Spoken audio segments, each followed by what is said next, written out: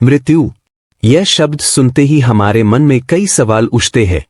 क्या मृत्यु के बाद कुछ है, या फिर यह जीवन की यात्रा का अंतिम पड़ाव है? हमारे अलग अलग धर्म और आध्यात्मिक मान्यताएं मृत्यु के बाद की अनुभूति के बारे में क्या कहती है। हिंदू धर्म कहता है कि मृत्यु के बाद आत्मा शरीर को छोड़कर एक नई यात्रा पर निकलती है। यह यात्रा आत्मा को कर्मों के आधार पर नए जन्म या मोक्ष की ओर ले जाती है। मोक्ष, जिसे अंतिम मुक्ति कहा गया है, उस अवस्था को दर्शाता है जहां आत्मा सभी बंधनों से मुक्त हो जाती है। बौद्ध धर्म में मृत्यु को एक नई शुरुआत माना जाता है। बौद्ध ग्रंथ बताते हैं कि मृत्यु के बाद आत्मा का पुनर्जन्म होता है। इस जीवन मृत्यु के चक्र को तोड़ने के लिए आत्मा को अपने कर्म और ज्ञान से निर्वाण की ओर बढ़ना होता है, एक ऐसी स्थिति जहां कोई दुख नहीं है, कोई मोह नहीं है।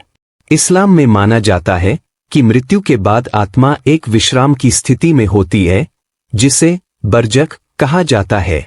यह वह अवस्था है जहां आत्मा अपने पुनरुत्थान और न्याय के दिन की प्रतीक्षा करती है। इस दिन उसके कर्मों के आधार पर उसे जन्नत या जहन्नम में स्थान मिलेगा। ईसाई धर्म भी मृत्यु के बाद एक नई दुनिया में विश्वास करता है। बाइबल में कहा गया है कि मृत्यु के बाद आत्मा स्वर्ग या नर्क में जाती है, उसके इस जीवन में किए गए कर्मों के आधार पर। स्वर्ग का अनुभव अनंत शांति और आनंद का प्रतीक है, जबकि नर्क दुख और पश्चाताप का स्थान है। तो क्या मृत्यु वास्तव में जीवन का अंत है, या यह किसी अन्य यात्रा की शुरुआत है? हमारे धर्म और आध्यात्मिक मान्यताएं हमें यह सिखाती है कि मृत्यु के बाद आत्मा अपनी यात्रा जारी रखती है।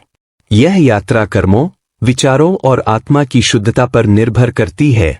शायद मृत्यु के बाद की अनुभूति का रहस्य इतना गहरा है कि कोई भी इसे पूरी तरह से नहीं समझ सकता, लेकिन धर्म हमें उस अनंत यात्रा की ओर एक झलक जरूर दिखाते हैं, जहां आत्मा अपने अस्तित्व के सच्चे अर्थ को खोजती है।